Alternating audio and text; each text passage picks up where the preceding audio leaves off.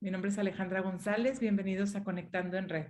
Conectando en Red es un ciclo de charlas para vivir lo ordinario como extraordinario como parte de los programas de Educando en Red. Educando en Red es una asociación civil que busca mejorar las capacidades formativas de los adultos para ofrecer entornos favorables para el sano crecimiento de la niñez y de la juventud en México. El día de hoy tenemos como invitado al doctor Raúl Martínez con el tema mitos y realidades sobre el sueño. Antes de invitar al doctor Raúl a unirse con nosotros, permítanme leerles su semblanza. El doctor Raúl Martínez es médico cirujano partero por la Universidad de Monterrey con especialidad en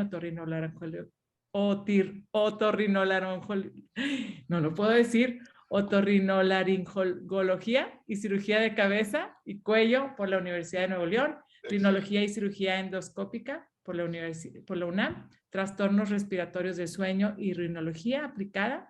Además es profesor de posgrado, profesor clínico del Tecnológico de la Salud del Tecnológico de Monterrey y es miembro de la Academia Europea de Medicina del Sueño, de la Sociedad Internacional de Cirugía del Sueño, de la Sociedad Iberoamericana de Cirugía del Sueño y de la Academia Americana de Medicina del Sueño. Hola, Súper bienvenido, bien. doctor Raúl. Hola Alejandra, ¿qué tal? ¿Cómo estás? Muy bien, buenas noches. Pues es un Buenas noches. tema muy interesante. Nosotros como Educando en Red, el tema del bienestar, tanto emocional como de la salud, tanto mental como física, pues es de gran importancia y el sueño es parte de nuestra salud. Bienvenido a Conectando en Red. Gracias, muchas gracias por la invitación. Yo creo que vamos a tener un diálogo muy padre y creo que hay personas que están también con muchas preguntas y esperamos que les podamos ayudar. Bien, pues comencemos platicando como el tema de nuestra charla, de nuestro Conectando en Red, que son los mitos y realidades del sueño.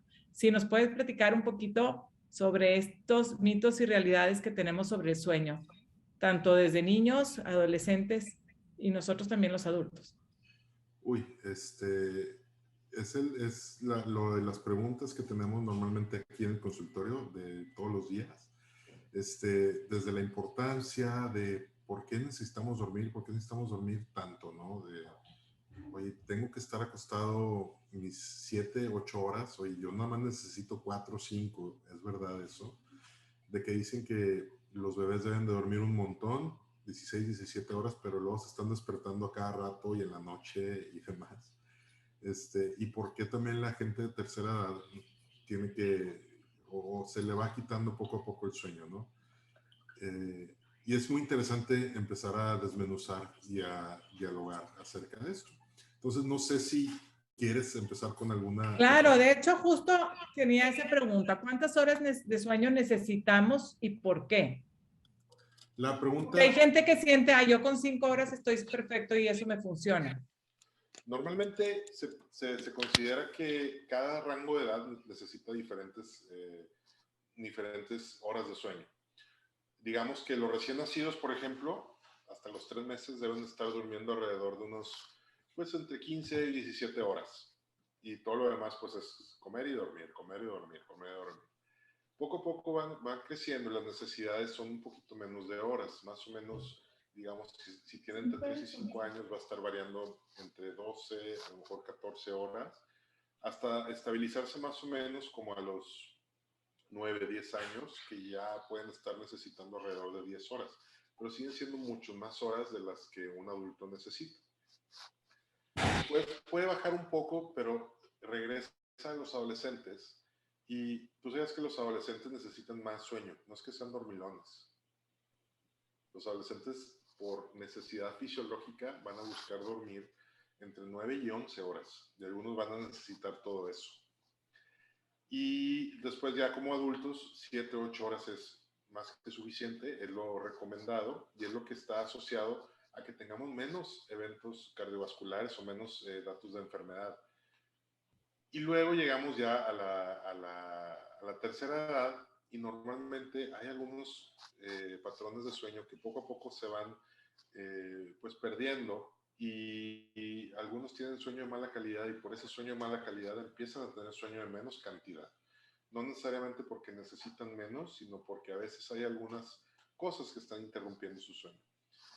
Y con tanta información que acabo de decir, la cosa más importante, el mensaje que me gustaría compartir es que el sueño es directamente, la necesidad de horas de sueño es directamente proporcional con el crecimiento cerebral, el crecimiento muscular que tenga la persona.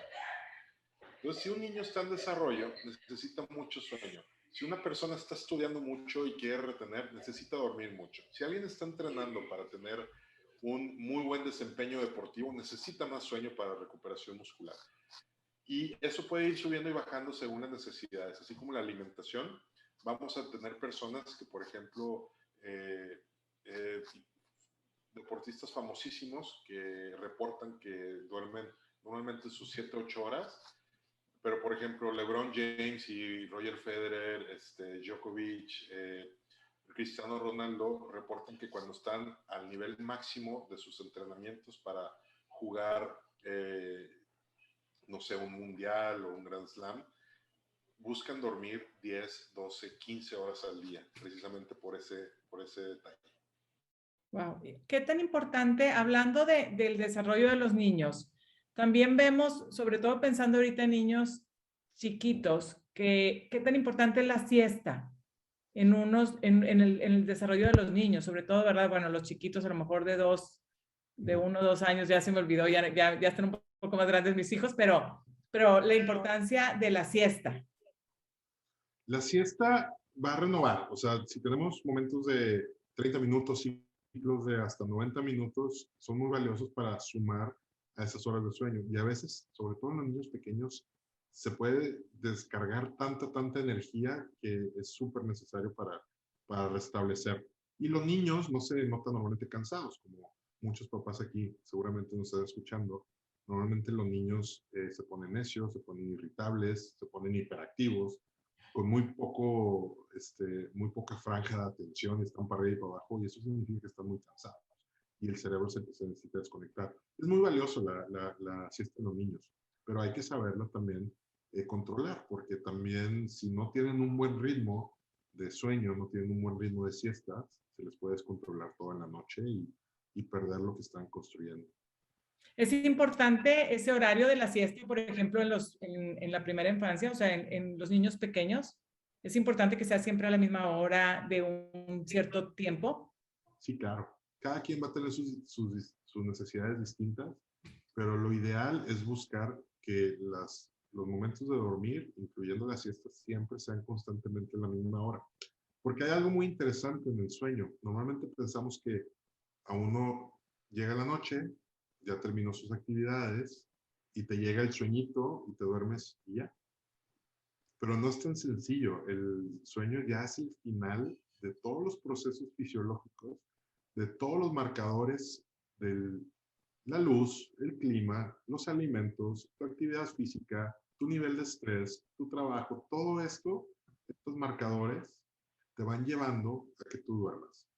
Y si todos estos marcadores los mantenemos en sincronía de manera constante, vamos a tener mucho mejor sueño y vamos a tener un ciclo circadiano mucho más constante. Y por ende vamos a estar funcionando mucho mejor. Entonces, no nada más la siesta, sino pensar en tratar de regular todos los otros procesos naturales, normales de nuestro día a día, que sean a la misma hora. Y eso puede ser que mejore muchísimo, por ejemplo, las personas con insomnio. Ok, y pensando en esos factores que dices que pueden ayudar a tener un buen sueño, un sueño reparador, ¿hay alguna condición de temperatura para los cuartos? ¿Hay ciertos alimentos que nos puedan ayudar, el hacer ejercicio? O sea, algunos como factores que podamos tomar en cuenta para mejorar la calidad del sueño. Claro, el típico mito de mamá o de abuelita es que, oye, tómate una tacita de leche antes de dormir caliente, ¿no? ¿Cuáles otros conoces? O sea, por ejemplo, es típico también en los niños, oye, sácalo que se canse. Sí. O uno decir, oye, me voy a ir a correr o me voy a hacer ejercicio para cansarme porque estoy durmiendo muy mal.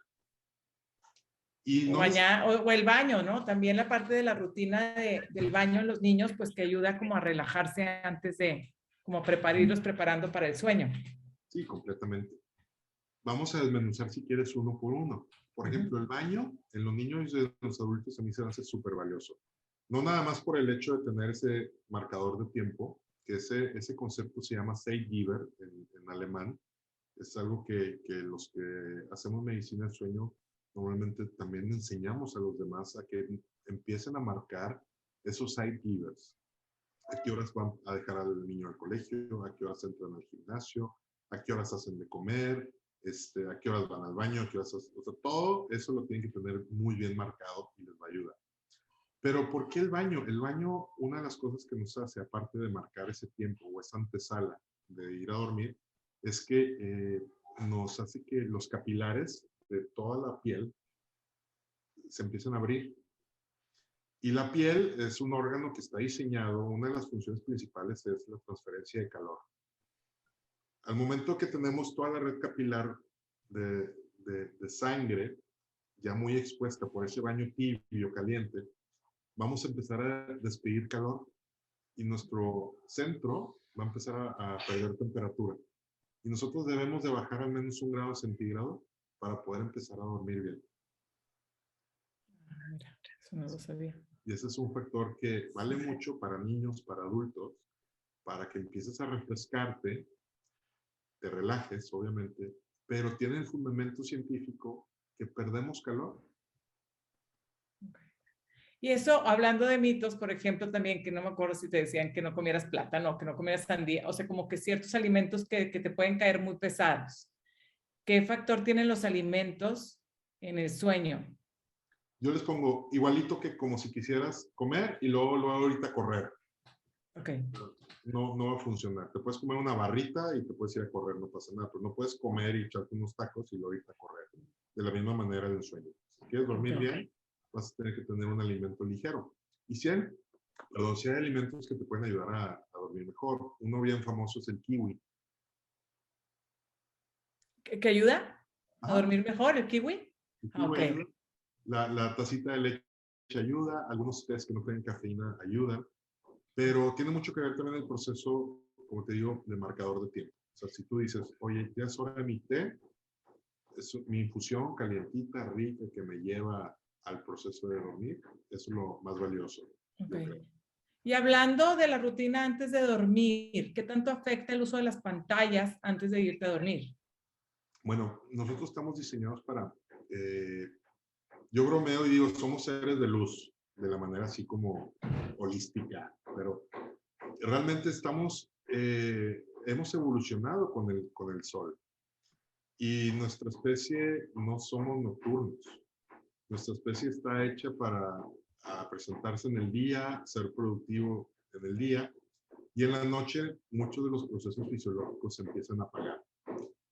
Y por eso hay que tratar de siempre tener luz cuando estamos despiertos de día, y al momento que ya nos queremos dormir y llegamos a la casa, tener las luces lo más apagadas que se puede. El problema de las pantallas es que es luz artificial y nos sigue estimulando como si siguiéramos con luz. Y los procesos de empezar el sueño se retrasan bastante. Ok. Esa parte también que decías ahorita de luz, ¿recomiendas, por ejemplo, pasa algo si no está completamente oscuro el cuarto? Hablando de mitos. ¿O tiene, o ¿De estar dormido? Sí, para dormirse, pero que hay una lamparita prendida o algo prendido, o es mejor completamente oscuras.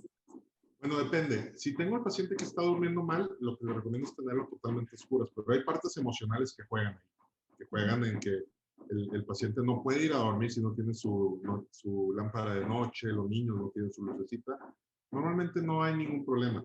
También hemos evolucionado a tener ese sueño con algo de luz, con una fogatita, con velas y demás. Entonces no hay tanto problema con que tengamos una fuente pequeña que no sea directa, para que ilumine algo, para que nosotros volteemos a ver y nos sintamos en un lugar seguro y cómodo. Okay. Alguien me pregunta que si dejar la luz del baño prendida afecta. No, normalmente no. Okay. Normalmente no. Y esto es súper común cuando uno va sobre todo a lugares que no conoce. Sí, claro, porque no te quieres pegar. Sí. Y la dejas, es muy bueno, porque también no te despiertas desorientado. Okay. Diciendo, ¿dónde estoy? ¿Qué recomendarías, por ejemplo, en caso cuando no te puedes dormir? ¿Es mejor levantarte y ponerte a hacer algo? ¿O qué recomendarías? Yo me acuerdo también de chiquita que te decían, ponte a contar borregos. O sea, otro mito, ¿verdad? O sea, ¿qué recomendaciones nos pudiéramos dar nosotros a un niño que está batallando en dormirse? O nosotros mismos, como adultos, que estemos batallando. Es totalmente diferente en niños y adultos, pero la regla es muy similar. Si no te puedes dormir, salte de la cama y vete a otro lugar cómodo, donde a lo mejor te pudieras quedar dormida, un sillón, un reposet o algo, pero no busques dormir con insomnio en tu cama. Si estás dando vuelta y vuelta, ya pasaron 20, 30 minutos, estás girando, estás incómodo, estás pensando, está todo tu día pasando por la cabeza y con la ansiedad de mañana y con la ansiedad de lo que va a pasar en un año, mejor hay que salirnos de la cama, ir a descansar a otro lado y ya que nos empieza a dar sueño otra vez, podemos regresar a la cama. Okay. Hay que cuidar esa asociación de cama-sueño. Ok, y también vemos ahora que se usa mucho, bueno, la recomendación de uso de melatonina para conciliar el sueño. ¿Tú qué opinas de esto? Muy buena pregunta. Y va junto un poquito con qué pasa si hacemos ejercicio o qué pasa si comemos cierto alimento para dormir mejor. Creo firmemente que no hay una sola sustancia o una sola acción que vaya a hacer que nos durmamos bien. O sea, no es como, me tomo la pastillita y ya duermo bien. Como es un proceso, yo les digo a mis pacientes, si no estás durmiendo bien y quieres como meta dormir 8 horas parejo, imagínate que yo quiero hacer también esto igual, pero como con correr. Y yo te digo, oye, pues, ¿quieres correr 10 kilómetros? Hay que entrenarte. No hay manera de que de un día para otro o de la noche a la mañana tú vayas a dormir 8 horas y normalmente estás durmiendo 4, te despiertas, te vuelves a dormir 3, te despiertas, duermes 1 o simplemente estás durmiendo 4 o 5 horas toda la noche. Si tienes ese mal ritmo, hay que buscar a alguien que te vuelva a ayudar a hacer eso. Y tener paciencia. Nadie va a correr 10 kilómetros si no ha entrenado antes para eso. Es una de las cosas que hay que considerar. Y por lo mismo tampoco te puedo dar una pastillita para que corras 10 kilómetros. De la misma manera, no hay que usar pastillitas para poder dormir 8 horas seguidas. Ok, aquí nos pregunta alguien, de hecho, sobre el uso de ruido blanco. Súper bueno. Okay. Igual como, o sea, todos estos estímulos nos pueden mantener en un ritmo así como más de meditación, estar concentrados solamente en un poquito de ruido blanco, contar borregos, todo esto nos ayuda a estar ya en un proceso de quitar todas otras cosas que nos puedan distraer y empezar a dormir. Últimamente se usa mucho los binaural beats. No sé si has escuchado de esto. No. Los binaural beats es algo un poquito así como esotérico. No está así como comprobado por la ciencia. A los pacientes les encanta. Sucede que a alguien se le ocurrió que si colocan ruido blanco, pero con frecuencias de la misma que saca el cerebro, pues el cerebro eventualmente va a empatar esas frecuencias. Algo así como el tema de la vibración del universo y esas cosas, ¿no? Pero no tan loco. Entonces, hacen frecuencias alfa, hacen frecuencias beta, hacen frecuencias delta, y uno puede meterse a Spotify y buscar binaural beats y poner ahí ese ruido blanco con esas vibraciones y puede ser que le funcione muy bien y son súper nobles y no causan ningún daño. Nos pregunta aquí alguien que qué es el ruido blanco, si podemos explicar qué es el ruido, a qué nos referimos con ruido blanco. Muy buena pregunta, depende de la edad. Si esa persona tiene más de 30, acuérdense cuando dejaban la televisión en un canal que estaba nada más así con puros puntitos, con las hormiguitas. Eso ya la pura estática. Ese es el ruido blanco. Ok. Sí, claro, cuando ya se acababa la programación se acababa y te quedabas ahí o en las líneas de colores, ¿verdad? Pero ese ruidito, ¿no? Es como el uso de la secadora, ¿no? También cuando estaban chiquitos así llorando, como que esos son ruidos blancos, ¿no? El uso de una aspiradora, secadora, ¿cómo lo podemos llamar estos ruidos? Sí, es un ruido que no tiene cambios, o sea, que no tiene percusiones, es simplemente un ruido estándar de muchas frecuencias y que no varía. Ese es el ruido blanco. Ok. Hace poco, también, hablando de otro mito, escuchamos o leímos en alguna parte de la importancia de la hora en que te vas a dormir. O sea, pensando en adolescentes, hay muchos adolescentes que se duermen muy tarde por estar jugando, o por estar estudiando, o porque se ponen a hablar con amigos, etcétera. Entonces, que se duermen muy tarde. Y aquí lo que veíamos, que quisiéramos como mencionar, es que decían que el dormir temprano ayuda como al aprendizaje, o como que te pierdes parte del sueño. ¿Qué tan importante, o sea, qué tanto afecta si empecé a dormirme a las 2 de la mañana o 3 de la mañana ya como una rutina, o que sí me duerma a las 10, 11 de la noche? Ahorita ya hay estudios que precisamente refuerzan ese concepto de dormirse a las 10, 11 de la noche, no importa en la latitud que estén, si están muy al norte o si están muy al Ecuador, va a tener un impacto muy significativo en el aprendizaje, en la salud mental y en la salud cardiovascular. Okay. O sea, nada más de ser constante a esa hora va a aumentar, por ejemplo, va a disminuir el riesgo cardiovascular en más de 15%.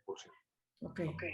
Y como te mencionaba al principio, la demanda de sueño es según el consumo o el crecimiento mental o muscular que estamos haciendo durante el día. Y es bien importante que, por ejemplo, un adolescente pueda comprender eso. Si quiere rendir mejor, quiere procesar mejor lo que aprende, porque no solamente estamos hablando de memorización antes de un examen. Una de las cosas más importantes es que pueda dormir parejo, unas 8 o 9 horas, para que pueda ahora sí afianzar todo lo que está aprendiendo. Oye, aparte del aprendizaje, ¿qué tal el crecimiento? O sea, la hormona del crecimiento, ¿cómo les puede afectar un mal sueño? Muy buen tema. La hormona de crecimiento normalmente se secreta en la noche y normalmente entre 1 y 3 de la mañana. Ok. Entonces, si duerme más tarde, se retrasa la aparición de esa hormona o se secreta menos. Y sí hay tendencia de los niños que duermen mal, que duermen poco, que no talla baja diagnóstica, pero sí que tengan menos potencial de crecimiento. Okay. Hay muchos temas, te digo, y sacamos de aquí y de acá, pero por ejemplo, ¿qué tanto nos debemos de preocupar si nuestro hijo es sonámbulo? O sea, ¿qué significa el ser sonámbulo? Si Nada. se quita también. Es súper común en los niños. Hasta el 20, 25, 28% de los niños van a presentar y creo que el 80% de las personas hasta los 20 años van a presentar menos un episodio de sonambulismo en su vida. Es súper común. ¿Cuándo nos preocupa? Cuando la persona se lastima o tiene el potencial de lastimarse, cuando la persona tiene, aparte, a lo mejor sueños muy, muy vívidos y tiene asociación con pesadillas, otra cosa.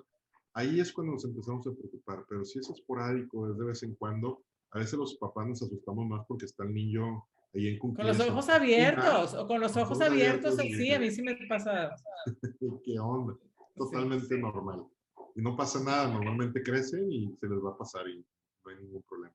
Ok, y hablando también de los comportamientos así en la noche, el tema de rechinar los dientes al estar dormidos, ¿tiene algún significado? ¿Hay alguna preocupación? ¿Qué nos puedes decir al respecto? Ese es un tema gigante. Si el niño rechina los dientes, lo debe ver un médico, de preferencia un odontólogo pediatra bien entrenado. Lo puede ver un otorrino pediatra también bien entrenado. El rechinido de dientes puede indicar una obstrucción respiratoria alta. Ok. Y es bien importante diagnosticarlo a tiempo porque de pequeñitos es sumamente sencillo corregirlo, pero si esto crece, se convierte en un problema que puede ser muy, muy serio. Okay. ¿Y qué tal el ronquido en los niños? Sabemos que todavía los adultos a lo mejor al estar más cansados o así, ronquidos. ¿Qué tanto es normal el ronquido en los niños o qué tanto ya nos debemos de preocupar? Súper peligroso. Súper peligroso. Si el niño ronca porque trae muchos mocos y está enfermito, bueno, no pasa nada. 1, 2, 3 días, 4 días, no hay que preocuparse. Pero si el niño constantemente, 3, 4 noches a la semana, tiene buenas porciones de su noche con ronquido, ruidoso, respiración con la boca, súper importante averiguar por qué.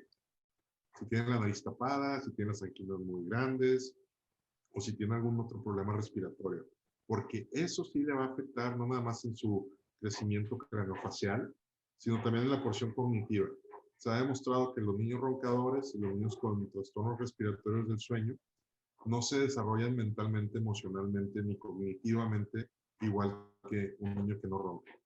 Okay. ¿Y cómo se diagnostica? O sea, ¿qué tienes que hacer? Por ejemplo, alguien que nos esté escuchando y que diga, ¿sabes qué? Si mi hijo le pasa, ¿qué tiene que hacer? Bueno, lo primero es tratar de documentar lo mejor que se pueda. Si se puede tomar un pequeño video o si se puede decir, o sea, es que me estoy dando cuenta que está pasando 4 o 5 veces a la semana y le pasa en la segunda parte de la noche. Tener eso muy bien documentado y obviamente pues acudir con su especialista. Ok, ok. Y ahora, bueno, hablando también, ¿hay diferencia entre en el ronquido, por ejemplo, tanto en hombres como en mujeres? O sea, ¿hay algo en cuanto fisiológicamente que sea más propenso un hombre o una mujer en roncar? Sí, el ronquido obedece mucho a la estructura craneofacial y al sistema muscular que tenemos en la faringe y en el cuello. Y normalmente los hombres tenemos más masa muscular y es más predisposición de que tengamos ronquido. Esto hasta los 60 años de edad. A partir de los 60 años de edad se empata. Más o menos es la misma proporción de hombres y mujeres que roncan. Okay. Y ahorita platicábamos que las mujeres somos más propensas al insomnio, comentabas. Sí, yo creo que alguna base antropológica hay que las mujeres tienden en algunos momentos de su vida, sobre todo, tener un sueño un poquito más ligero o que puedan batallar para dormir. Y es mucho más frecuente el insomnio en las mujeres. Y es mucho más frecuente el ronquido y los trastornos de apnea del sueño, por ejemplo, en los hombres. Ok. Y cambiándote de tema, volviendo a los sueños, ¿por qué a veces sentimos que cuando estamos dormidos, ay, como que sentiste como si hubieras caído en un pozo? No Fíjate sé que si... nadie sabe. Okay. Nadie sabe, pero yo tengo una teoría. Nosotros tenemos el sistema de equilibrio en los oídos, ¿no? Ese sistema de equilibrio está conectado con los ojos y está conectado con el cuerpo. Y es lo que nos dice en qué posición está la cabeza. Ese sistema tiene un cierto grado de variabilidad para compensar. Si tú te subes a un barco, después de una media hora o una hora, vas a sentir que ya más o menos estás estable y no te vas a estar moviendo. Al momento de estar quedándote dormido, puede ser que una pequeña reajuste o un pequeño reset de ese equilibrio, de ese sistema de equilibrio, te hace o te demanda que tú sientas que tengas que tocar las cosas para poderte ubicar otra vez. Entonces es como un pequeño reset. No significa nada, a menos de que pase muchísimas veces y que afecte la calidad de vida de la persona, pero es algo natural, es normal, no hay nada que preocuparse por eso. ¿Cuáles son las etapas del sueño? Las etapas del sueño, tenemos 4 etapas para dormir. Normalmente 2 etapas que son de sueño ligero y 2 etapas que son de sueño profundo. Normalmente el sueño ligero debemos estar abarcando como un 50% del tiempo total de sueño muy profundo, que es el sueño REM, de movimientos oculares rápidos. Ese debemos estar ocupando un 20-25% del tiempo. Y el resto normalmente se va en la fase 3, que es la fase de sueño profundo también. Nosotros debemos de ir escalando en cada fase de sueño como si fuera un carro de cambios. El cerebro tiene que funcionar de pasar de primera, segunda, tercera, cuarta. Si nosotros tenemos cosas que nos interrumpen, tenemos que volver a empezar, como si hubiéramos llegado a un bache o a un alto. Y aquí es cuando entran en juego muchas cosas externas. Que si tenemos un gato que llega y nos ronronea en la noche y tenemos que fracturar ese sueño. Si tenemos niños, es súper frecuente levantarse por ellos. Si tenemos de repente mucho calor, si hay movimiento, si hay ruido, todo esto, esa progresión que vamos a estar teniendo del sueño, nos va a estar regresando otra vez. Y eso se le llama sueño fracturado. Y aunque duerman 7, 8 horas, si nos estamos despertando 2, 3, 4, 10 veces por noche, definitivamente no va a ser un sueño reparador. Okay. Y también, si nos pudieras explicar qué significa el término, aquí dice, bueno, que me puede decir sobre sleep paralysis. Sleep paralysis, aquí en Latinoamérica se conoce como se me subió el muerto. No sé si lo has escuchado. Ajá. Sí, como así que te sientes que no te puedes, que quedas inmóvil. La parálisis de sueño ocurre cuando el cerebro sigue en esa fase de movimientos oculares rápidos.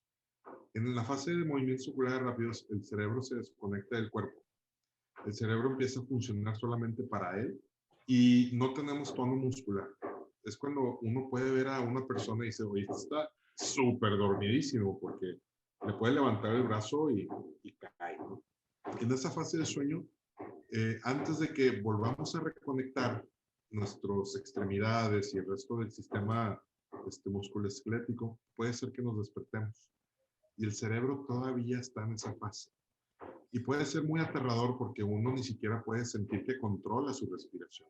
Entonces, lo típico es que se pueda sentir una presión en el pecho y esto genera mucha angustia. Y el paciente pues anda buscando y no se puede mover y sabe que está en su cuarto y sabe que está ya en el mundo real y puede generar mucho problema. Normalmente no es tan frecuente y si pasa a lo mejor una vez al año o una vez cada 6 meses no hay que preocuparse. Algunos pacientes empiezan a presentarlo más frecuentemente y ahí sí tenemos que averiguar qué es lo que está pasando, qué es lo que lo está detonando para tener esos despertares. Okay. ¿Nos puedes también otro término, bueno, que escuchamos en referente al sueño, el apnea? ¿Qué significa la apnea? La apnea es dejar de respirar. Okay. Es un término que no me gusta, debería ser la asfixia del sueño, para entenderlo mejor. Porque literalmente la persona se está ahogando cuando está dormida. ¿Y eso es por qué pasa o cómo pasa o qué debemos de tomar en cuenta? Tenemos 3 porciones de nuestro sistema respiratorio alto. La cavidad nasal, que es como una caja, como una caverna. Luego tenemos la faringe, que es como un tubo flexible. Y luego tenemos la tráquea, que se va a los bronquios. Y ese también es completamente duro, como un tubo de PVC. La parte flexible, que es la que está aquí en la campanilla, en las amígdalas, en la lengua, imagínate que es como un popote que no tiene suficiente fuerza. Tú vas a la Tocumbo y te dan el popote blanco y te tocó tu agua de mango y le succionas el popote y ¿qué pasa? Sí, está muy espeso. Se colapsa completamente en sí mismo, ¿no? O sea, entre más le succiones, más fuerte se cierra. Y ese es uno de los factores de la apnea. Cuando tenemos muy frágil o muy débil la porción de la faringe, porque roncaron muchos años, o porque tienen las amígdalas muy grandes, o porque tenían una desviación del tabique muy importante, al momento de querer meter ese volumen, se tapa en sí mismo, se cierra en sí mismo, y el paciente no puede respirar durante 10, 15, 20 segundos. Hay pacientes que pueden durar hasta 2 minutos sin respirar y siguen acostados y siguen dormidos. Y esto pues es un problema de salud sumamente grave. Okay. Y hablando de salud, ¿qué papel juega el sueño en la salud mental de nosotros, así de de nuestro bienestar emocional? Yo creo que es una de las partes más importantes. De hecho, por eso uno necesita sueño cuando tiene aspectos emocionales muy fuertes. O sea, por ejemplo, si uno en su vida, cómo no recordar a alguien que cortó con su novia, con su novio, y en ese momento pues a veces quiere estar dormido, quiere estar descansando, porque el cerebro busca esos neurotransmisores, busca renovar y reciclar los neurotransmisores que necesitamos. Yo creo que no hay, y yo me apoyo mucho con psiquiatras en este tema, porque este tema sí no es mío, este tema yo no lo domino y me apoyo con ellos, pero lo que sí sé es que las sustancias que se necesitan para estar con una buena salud mental se originan en el sueño y se reciclan y se producen en el sueño. Y si no tenemos un buen sueño, aunque se les dé todo tipo de pastillas, antidepresivos, medicamentos para ansiedad, no vamos a terminar de resolver 100% el problema. Y sí, trabajar en esa salud mental junto con terapia cognitivo-conductual para también ayudar a dormir y tener esa sensibilidad de que vamos a tardarnos, que el psiquiatra sepa que se puede tardar un poco con ese paciente y no pasa nada para que pueda volver a dormir, no solamente buscar una solución de pastillita para una noche, una semana, un mes, le va a ser mucho más valioso para la salud mental. Y este es un tema muy vivo sobre todo con los adolescentes, porque la tendencia es que duerman muy poco y se refleja en el estado emocional de una manera pues mucho más franca que cualquier otro rango de edad. Hay que cuidarlos mucho, procurar mucho que duerman. No quitarles el estigma del adolescente flojo que se quiere despertar tarde o que se quiere echar la siesta media tarde. No pasa nada, se necesitan renovarse de esa manera. Sí, y bueno, hablando de los beneficios, ¿qué beneficios nos puedes decir para buscar tener un buen sueño, sobre todo pues en toda la familia, ¿verdad? ¿Qué recomendaciones nos puedes dar? La luz, la constancia. Al momento uno empieza el día cuando se acuesta. Ese es un concepto que me gustaría transmitir. O sea, uno no empieza el día cuando se levanta. Tú empiezas tu día y sabes qué bien te va a ir cuando te dormiste. Y muchos ya sabemos, si te toca una cena, tuviste un evento social o algo, muchos procuramos no tener algo muy demandante el día siguiente. Yo, por ejemplo, si sé que voy a tener un evento social, estoy muy cuidadoso en no poner una cirugía el día siguiente. Algo que sea muy demandante, ¿no? Para la concentración. Y para mí ese concepto de empezar el día cuando te duermes, yo creo que me ha funcionado bien y hay muchas personas que también siguen eso. ¿Pero a qué me refiero con la luz? Ese consejo de la luz, al momento de despertar, tratar de ser constantes, sea la hora que sea, la hora que se sientan cómodos, pero que sea siempre hoy. Si me quiero despertar a las 5, a las 6, a las 7, a las 8 de la mañana, buscar que sea siempre a la misma hora. Y al momento de despertarse, en los primeros 15 minutos, nos debemos de bañar de luz. Debemos estar expuestos a luz. Si se puede luz natural, mucho mejor. Pero si no, toda la luz artificial que podamos tener en la casa, que brille, que esté intensa, porque esa luz en la mañana nos va a permitir descansar mucho mejor en la noche. Okay. Qué interesante. Pues muchísimas gracias por todos los tips, recomendaciones, por sacarnos de algunos mitos y buscar los beneficios para el sueño. Agradecemos mucho a las personas que nos acompañaron. Lo vamos a dejar aquí grabado en el Instagram Live y también se queda en el Facebook de Educando en Red. Pues muchísimas gracias. Los invitamos a seguir nuestras redes y a seguir también al doctor. Muchísimas gracias. Buenas noches y les agradecemos haber estado conectando en red. Gracias por la invitación. Muchísimas gracias. Nos vemos. Muy útiles consejos.